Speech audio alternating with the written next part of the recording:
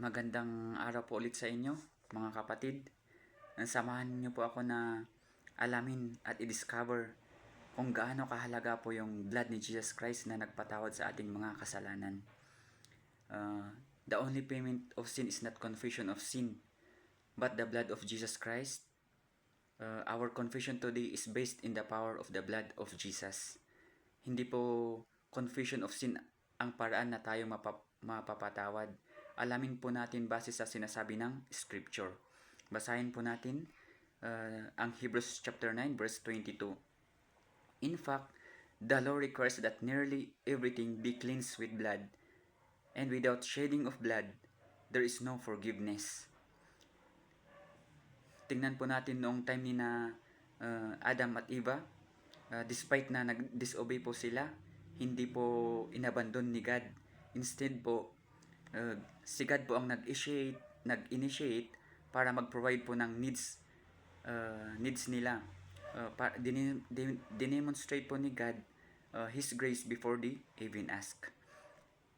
Makikita po natin yan sa Genesis chapter 3 verse 21 na nagkatay si God ng animals para yung skin ng animals ay makaburan sina Adam at Eva sa kanilang kahubaran at kahihiyan. Sabi po sa Genesis chapter 3 verse 21, the Lord God made garments of skin for Adam and his wife and clothed them. Marami pong scriptures about sa shedding of blood, lalo na po sa Old Testament.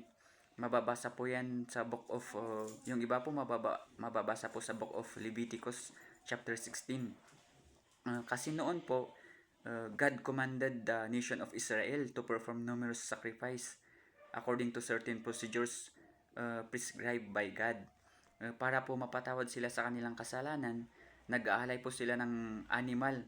At hindi lang po basta-basta ito animal, may specific po na klase ng animal. Dapat po ay walang dungis, at ito po ay perfecto. Para kung ialay po nila yung dugo at tatanggapin ni God, mapapatawad po ang kanilang mga kasalanan.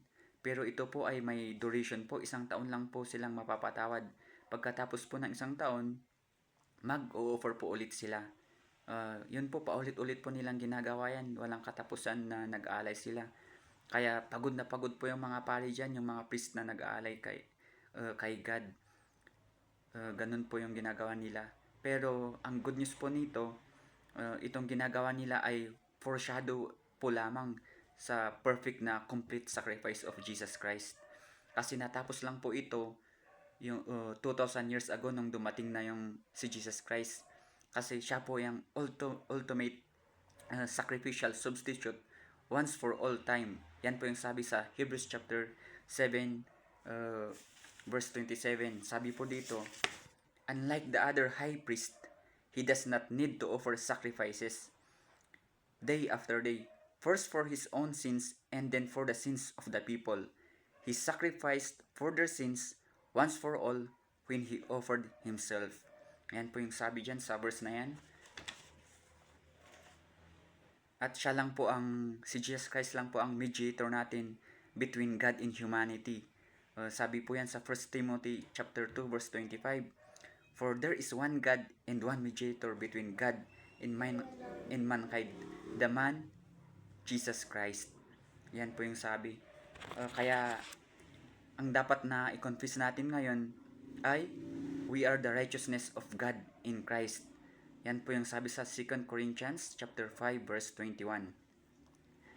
God made him who had no sin, tinutukoy po si Jesus Christ, to be sin for us, so that in him we might become the righteousness of God.